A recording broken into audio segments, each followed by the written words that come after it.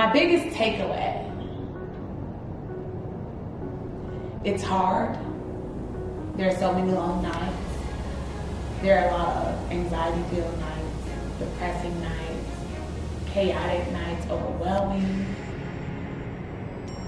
but it's doable.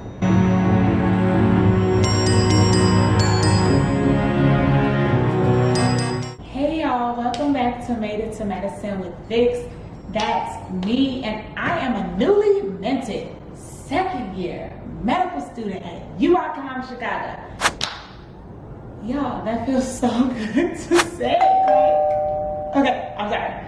I will not be emotional. I just really want to be me because I vow to be authentic, relatable, and transparent in all of my videos, each and every one that I drop on this channel. That's what you should expect when you come here. So, I just finished my first year of medical school. Last week you got to see the video of, is this what you thought medical school would be?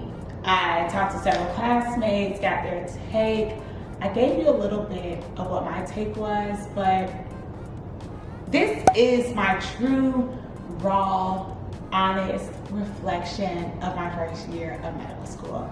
Grab some popcorn, sit on your couch, kick your feet up, and let's just, let's learn, let's discuss together. Talk to me in the comments, y'all, because I said this very often on my channel. I'm honest, I can't be anyone else other than Vix. I vow not to be, and also I'm really true to me at all times, and medical school is very hard. It's very challenging, but there are different levels of what challenging and hard look like for everyone. But for me, I think Aisha said it in the video last week that she felt like she was fighting for her life throughout the whole year. And honestly, that's probably the phrase that describes what this year has been for me. And I like to say that, I'd really like to say that, there's beauty in the struggle. Bring ashes from roses, rise like the phoenix. No, I really thought that, so I didn't think that it would be easy, but I didn't think it would be this challenging, as in every single block, you have to learn how to switch up your study techniques, your study strategies, and everything. So the first block was a lot of foundational things. Block 2 was pathogenesis, block 3, musculoskeletal along with dermatology, block 4 was cardio and pulm, and 5 was GI and renal. And I believe in the first block, I truly thought that since I'd seen so much of this material previously, this is great, this is good, I'll be fine. Then I failed the exam. I was like, okay, well, this is not great, this is not good, I'm not fine. Do I belong here? I never thought that I had imposter syndrome before until then. It truly hit me. It made me question my confidence, doubt whether this was something or a place that I deserved to be in. And I want to say it's because people don't really talk about failure much in medical school, or even if they do, you don't want to be part of the failure crowd, right? But it's also okay, because just because you fail doesn't mean that you are a failure. You're only a failure if you give up, but also you're not really a failure if you give up, because if you decide that it's something you no longer want to do, that still makes you a winner, right? At least in my eyes it does. And I feel like I'm getting emotional, and I don't know. This was so much for me to be back home in Chicago with family and friends, and sometimes family and friends don't really understand the true ramification of what medical school is. Everyone loves to say that they're proud of you, they're happy for you, and that you're doing a good job, but then when you're in the trenches and you're deep in the midst of the struggle, they don't get it. And I'm not saying that what I'm doing is more important than what anyone else is doing, because I've never been that type of person to think that I'm better than, I'm greater than, I'm more than someone else, because everyone has their unique perspectives or just strengths, unique things that they bring to the table.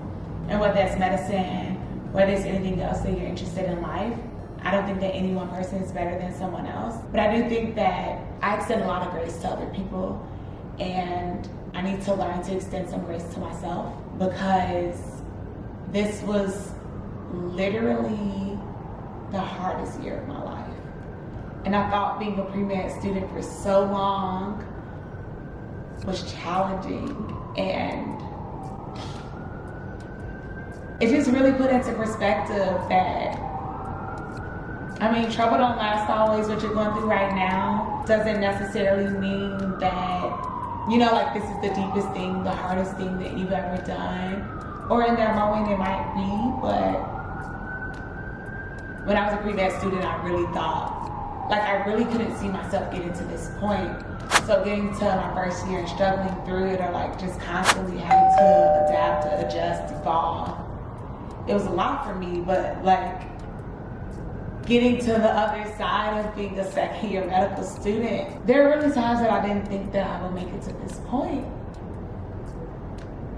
And I believe that being open with other people, whether they were my peers or learning specialists, my advisor, or like professors or deans in the College of Medicine, just talking openly about the things that I'm going through, to know that I'm not an anomaly. No matter what other people like to try to say, like, well, what did you expect? You took the MCAT 5 times. Well, I expected that I deserved to be here. That's what I expect. And sometimes it gets hard to rule out the negative energy, or, you know, just hearing those other things that people are saying when you know that you're working so hard. But I did like hear some things that I really did learn, so I don't want to like go on a long rant.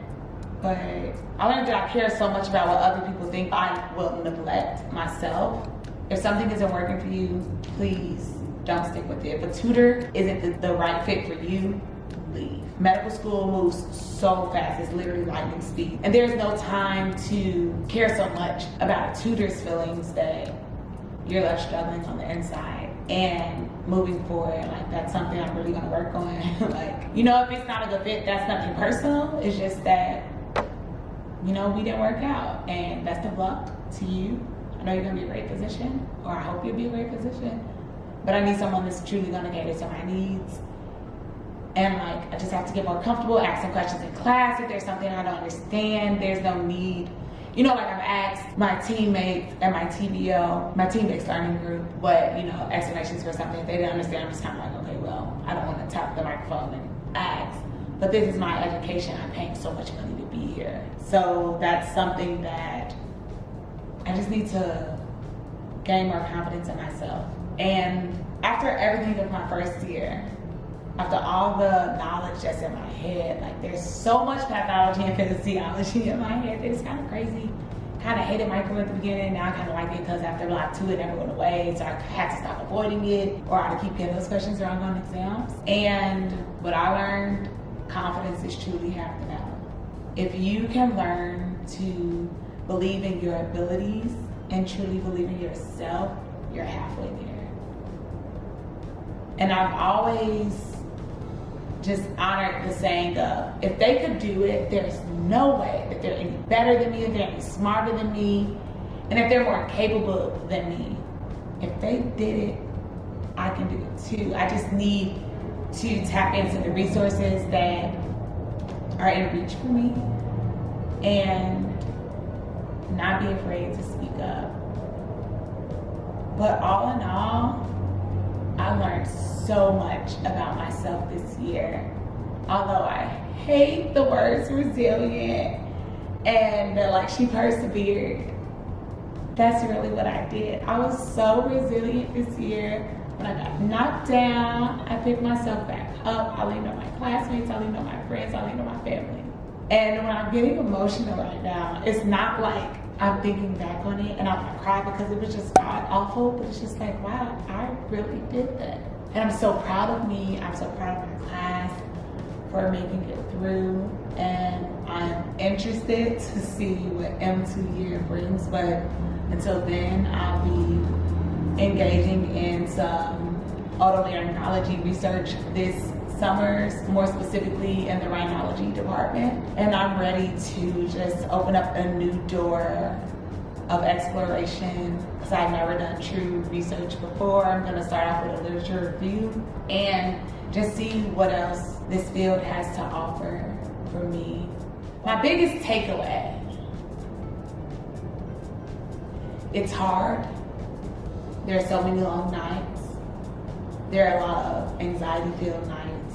depressing nights, chaotic nights, overwhelming, but it's doable. It is so incredibly doable with a support system, someone that's gonna lift you up and believe in you when you do not have enough gall, gumption to believe in yourself. And to everyone who's called me Dr. Vicks before I'm even a doctor, I'm really just a student doctor at the moment. But everyone who's speaking life and inspiration into me, shout out to you.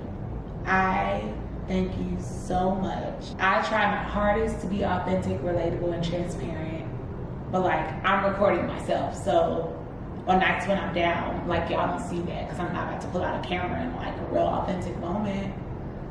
But shout out to you for your words of encouragement in my comment section. Like, y'all don't know how much that means to me, but it means the world. Shout out to my virtual family. Y'all are everything. Yeah. In 1 year, it was a lot, but I overcame it, and I'm still 1/4 the doctor. And I'm so happy, and I'm so proud of me. And yeah, life is good. Thank y'all so much for listening to me rant, listening to me be emotional, and just reflect on what this year was and what's to come in the future. I'm ready, or I'll at least be ready by August, 22nd, 23rd, whenever it is that we start up again. But I'm truly grateful to be here. It's a blessing to be here. It's amazing that at the end of the day, I'm going to be able to help the hood out. I'm going to go back to the neighborhood that I grew up in, that poured into me, that saw life into me, that spoke life into me, that molded me into the woman that I am today. I'm going to go back to the hood and give them love, because you know what? The hood need love too. See y'all next week.